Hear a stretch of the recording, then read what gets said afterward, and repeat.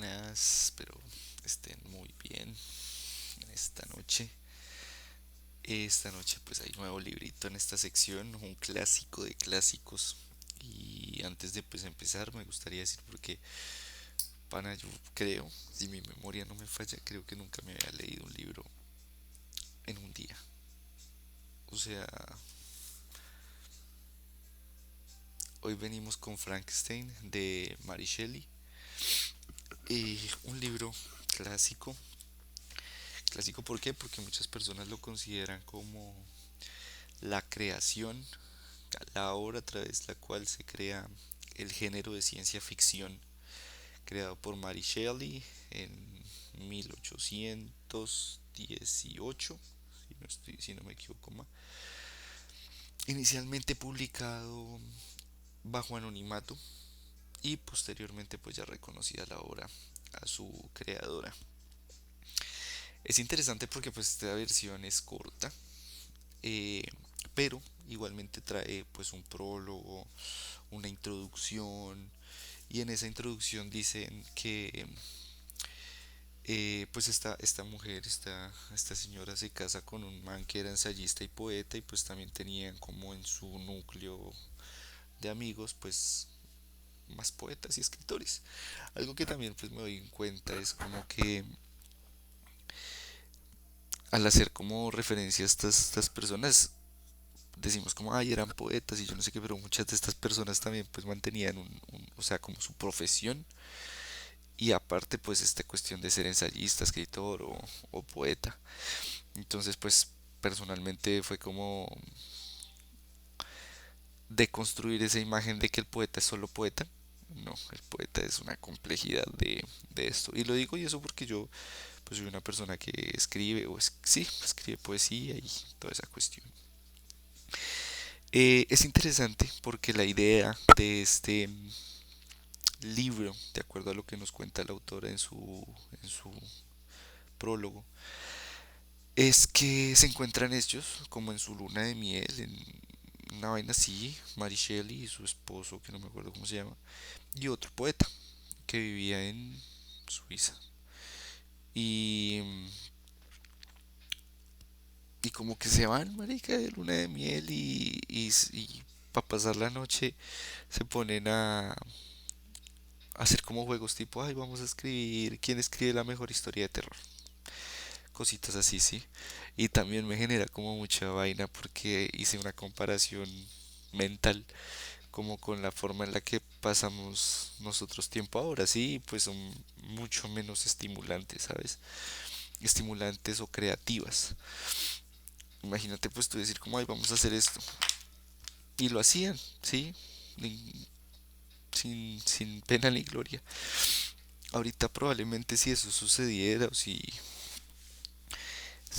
vos y yo me encontrara con compas y saliera la idea, en primer lugar tal vez sería tomada como tonta, y en segundo lugar esa clasificación de tontería también puede estar castigada por el temor a la burla, por temor a ser el oso, decimos acá. Pero pues en la época vemos que no, sí, pues también podemos atribuir eso porque pues tal vez había muchas menos cosas con las que entretenerse que ahora. Obviamente en su época también tendrían ginebra, vodka, whisky, de todo, cerveza, pero pues usaban actividades distintas para pues evocar estos estados tal vez. Pues obviamente acá no dicen que estaban tomando, consumiendo mierdas, porque pues es un libro enfocado pues a un público de 12 años, me imagino. Eh, ya habiendo hecho esa introducción, también me pareció un muy buen libro porque pues he hecho también a medida que lo iba leyendo hace unos meses, vi la película de Frankenstein de Guillermo del Toro y pues nada, no nada que decir, magnífica realmente. Y y era como hacer este paralelo. Y me gustó mucho la lectura porque es una lectura sencilla, es una lectura hace mucho tiempo, no leía nuevamente como estas novelas así, ciencia ficción, y me podrán decir, ay, pero si hace poquito leyó Siddhartha. Sí, pero no sé, o sea, también me imagino que porque las cuestiones de ahorita me permitieron más enfocarme en esta lectura y no cómo hacerlo tan en los tiempos libres. Eh, y el tema de tener un referente audiovisual como la película de Guillermo del Toro fue muy útil. O sea, imaginar, y hace mucho no me pasaba lo mismo, que era como ir leyendo y en mi mente ver las cosas, ¿sabes? Como ver televisión, ver una película. Magnífico, muy bonito. El libro empieza pues tiene digamos tres bloques. El bloque inicial que es eh, eh, eh, eh, eh, eh, em, Víctor, no, este muchacho que se me olvida. Ay, perdón. Lo chistoso es que lo acabo de leer y se me olvidó esta vaina. Em, el hermano de Margaret, Robert. Robert empieza escribiéndole a su hermana Margaret, Robert Walton, porque pues es una persona que tiene como este espíritu aventurero, ¿no? Remontémonos a la época cuando pues todavía estaba como esta división, que daban estos escoldos, estos rezagos de lo que era la alquimia, ¿sí? Pero pues ya se estaba estableciendo más que todo el renacimiento y el romanticismo. Y con estos dos, pues el método científico es una obra que tiene mucho romanticismo, especialmente en su última parte. El romanticismo también lo podemos observar en la constante descripción que hace el personaje principal, Víctor Frankenstein, en su manera de sentirse, en su desasosiego, en su tristeza, en su melancolía. ¿Sí? Hace mucha advocación a eso, a cómo me siento en temas de sentimientos. También es muy interesante ver cómo los sentimientos eran manifestados, interpretados en la época. ¿Por qué? Porque Víctor Frankenstein en muchas ocasiones, en diferentes ocasiones, va a tener cuadros clínicos, somatizaciones muy fuertes que lo van a llevar hasta la convulsión y cerca a la muerte. De hecho, su padre termina muriendo por estos choques emocionales. Y al hacer una comparación de esta obra con la realidad actual, creo que esta parte, no sé si las emociones, no sé si lo que vaya a decir sea coherente mucho, pero como que ahora estamos más duros, ¿no? Ahora no nos afectamos tanto por estas emociones, o las ignoramos, o, o las minimizamos, ¿sí? Hasta el porque pues yo ahorita el punto de escuchar que alguien por una emoción caiga en convulsión o muera, creo que es mucho menos frecuente que lo que fue en la época. Con todo esto pues entonces volvemos a lo mismo. Em, es una obra romántica, es una obra que es de fácil lectura y que se divide en tres bloques. Entonces iniciamos en el primer bloque, que es el inicio de estas cartas de Robert Walton a su hermana Margaret Walton. Este muchacho pues en esta gana de conocer el mundo, de entrañar sus senos. Eh, acá también podemos ver entre líneas pues esta personalidad conquistadora colona, ¿sí? De no dejar las cosas como son, sino colonizarlas, entenderlas y de ser posible modificarlas. Esto es bueno y a la vez malo, ¿sí? ¿Por qué es malo? Pues porque, bueno, acá no estamos hablando de eso, pero pues hay muchos temas imperialistas y vainas así. Pero es bueno, ¿por qué? Porque nos recuerda y nos recalca y nos retroalimenta la acción creadora que tiene el ser humano sobre su entorno, ¿sí? Modificarlo, mejorarlo. A veces sale bien y a veces no sale tan bien, como es el caso de Frankenstein. Inicia este muchacho diciendo eso, diciendo que encontraba una persona moribunda pues en el agua, en el hielo derretido del mar Ártico, que pues lo recoge porque pues es su deber como ser humano, y que cuando esta persona sube a su embarcación y se recupera un poco porque como digo estaba moribundo, empieza empatizan, ¿sabes? Compaginan y le empieza a contar su historia. Esta persona moribunda resulta ser Víctor Frankenstein y empieza a contar su vida, ¿sí? La razón por la cual terminó allá casi muriendo en el hemisferio norte. Empieza pues detallando su vida, un muchacho de una clase acomodada. Mary Shelley también era acomodada claramente. eh, Apasionado por la alquimia, y por esto inicia pues unas lecturas muy ávidas, muy con ganas de conocerlo todo. Sin embargo, pues como hablamos al inicio de este video, pues estábamos en la época en la que la alquimia ya estaba empezando a ser relegada como a un a un área, a un espectro de lo místico, ¿no? De lo eso tiene otro nombre, esotérico. Sin embargo, es esta la alquimia la que le da pie para empezar sus estudios. Creo que él es físico, sí, físico, según lo que entendí, físico de profesión. Ella en la universidad, él estudia en París,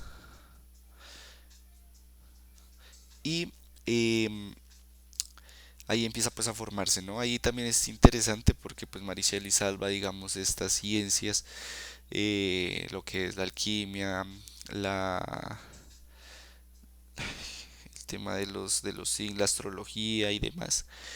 Porque ella entre sus líneas dice que gracias a estas ciencias es que se llega pues finalmente al método científico, ¿no? A un método mejorado. Entonces que estas ciencias no pueden ser relegadas a un olvido o a una infantilización o a una ridiculización.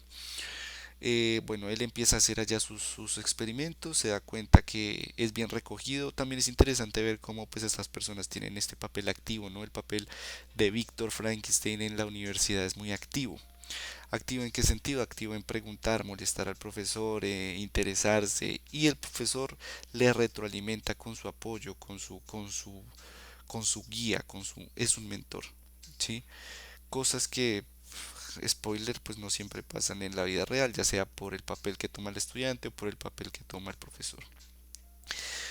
Em, Teniendo en cuenta esto, em, Víctor cambia el enfoque de querer encontrar estos senos em, que le dictaba la alquimia, como la piedra filosofal o el elixir de la vida, y pasa a buscarse o a proponerse como la meta, crear vida, entender cuál es el punto principal de la vida, ¿m? Y crearla.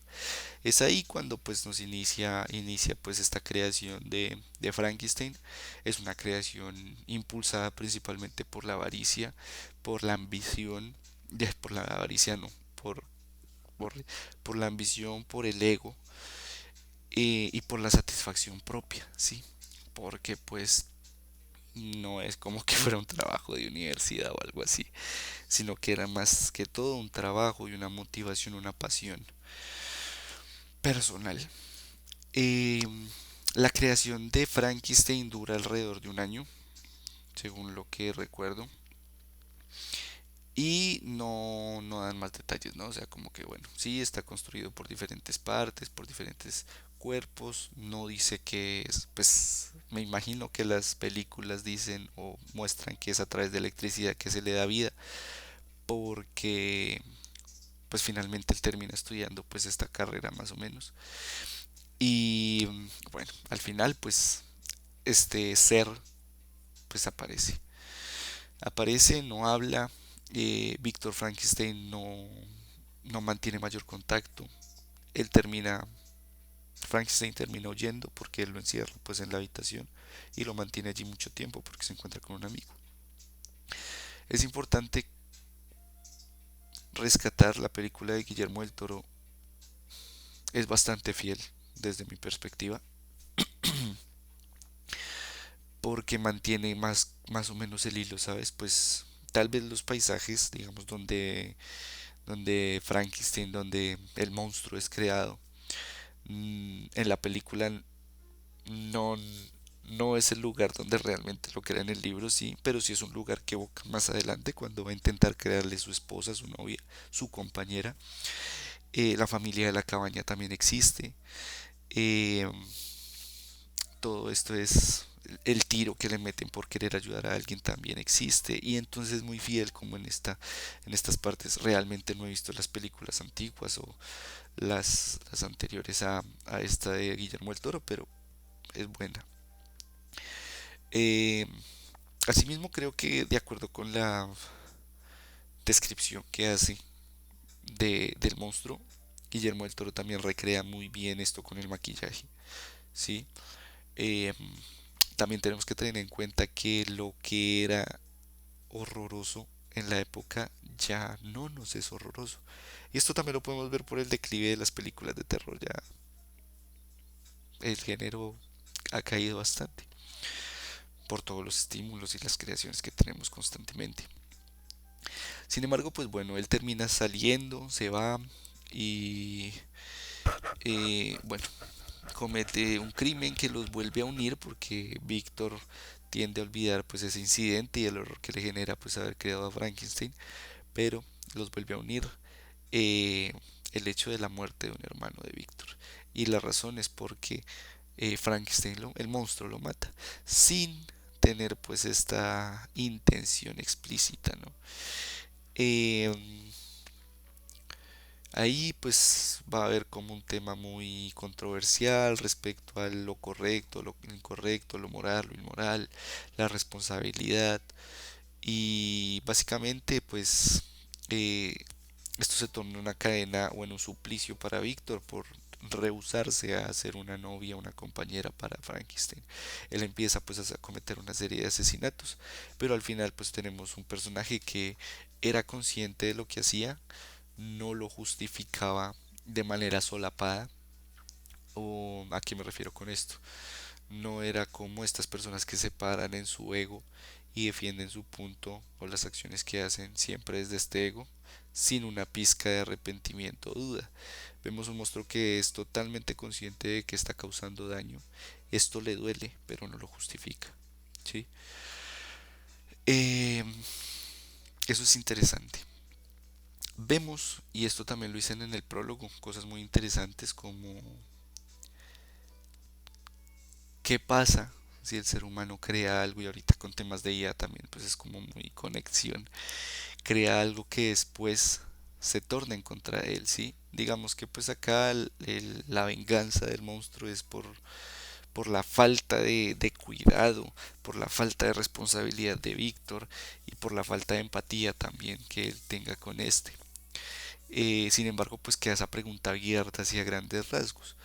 Y sí, es que también es otro punto el tema de qué tanto nos responsabilizamos con lo que creamos. Y acá, pues bueno, hay entre paréntesis, si es que creamos, ¿no? Porque estamos en una época en la que consumimos más de lo que creamos. Volvamos al ejemplo de cómo nace este libro. Y pues empieza así, ¿no? También digamos, entre líneas puedo ver mucho el rol del, del, del macho. Puedo decir que Víctor era una persona muy brillante, pero a la vez cobarde, porque nunca se planteó de frente su, las consecuencias de sus actos. Huyó siempre de ellas y al final cuando quieren matar al monstruo es, es estúpido. Es estúpido porque pues el monstruo no se va a dejar coger y termina muriendo en un intento como de mostrarse como héroe, sí, como persona esto. Sin embargo, a raíz de esa cobardía, de esa falta de seriedad, de responsabilidad, mueren sus familiares, muere gente y mueren amigos. Y eso también nos trae esa reflexión. Pues no es como decir que cualquier acto va a tener, pero sí que tanto nos responsabilizamos de los actos. Y acá también nos deja esta reflexión al final, este monstruo, al ser responsable de sus actos y reconocerlo, ¿sí? Decir con crudeza, sí, yo estoy haciendo daño y lo sé. En lugar de empezar a dar vueltas como Víctor Frankenstein que empezaba, ay, pero es que yo iba a ir a, a hacerle la novia, pero es que me sentía triste. Sí, entonces acá podemos ver el tema romántico. Ay, no, y me sentía triste y duré 6 meses triste. O, no, yo iba no iba, yo le iba a contar a Elizabeth qué es lo que pasó, pero es que ella se iba a escandalizar y no, mejor no digo nada. Sí, vemos un personaje también ansioso, vemos un personaje también que encarna mucho el rol de el yo lo puedo, yo lo creo, yo lo hago, pero al final vemos un man que pues lo único que logró fue crearlo, pero no se responsabiliza. Entonces el super macho, la super macha que encarna a Víctor eh, es realmente una pantomima. ¿Qué otras cosas podemos decir de los personajes? Básicamente es eso. Es un libro que pues sí se lee rápidamente. Al final también hay una cosa que podríamos medio interpretar y es que eh, este muchacho que acabo de nombrar al inicio, que se me olvida el nombre siempre, eh, Robert, inicia pues su expedición en el hemisferio norte con mucho ahínco, conoce a Víctor y al final termina volviendo a Inglaterra y dejando su, su contienda.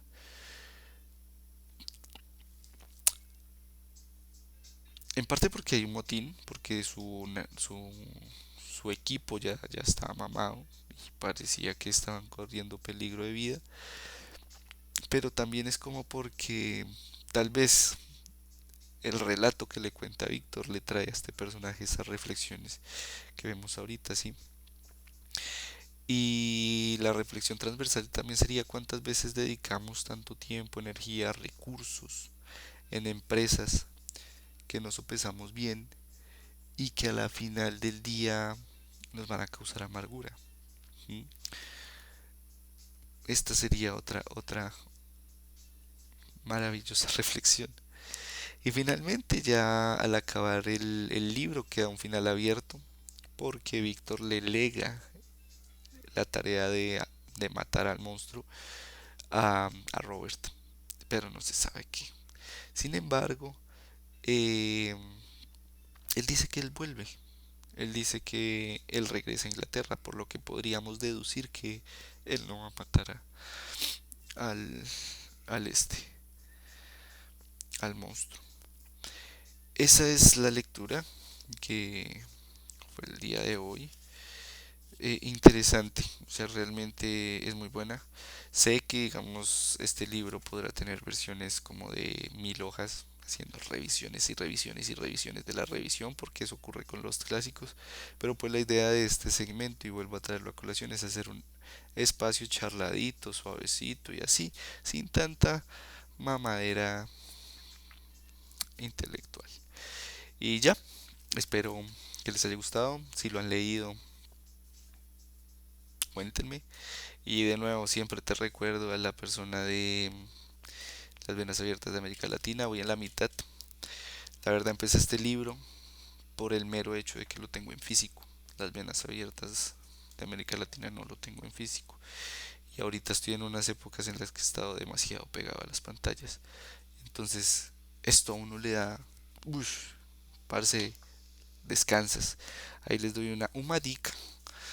Eh, si ustedes están también en un trabajo que tienen que estar en pantallas a toda hora o vainas así, que salen agotados como en este burnout, parce, cójanse un librito, o sea, cambia la superficie, el papel, no sé, es diferente a leer en pantalla y los ojos como que se, pónganse un lofi trans suave y léalo, sin prisas. Yo usualmente tengo las costumbres de leer cuántas páginas tiene el libro, este simplemente lo abrí y empecé, y cuando me di cuenta ya iba más de la mitad. Entonces, eh, disfrútenlo. Sí. Que tengan una gran noche y nos veremos después.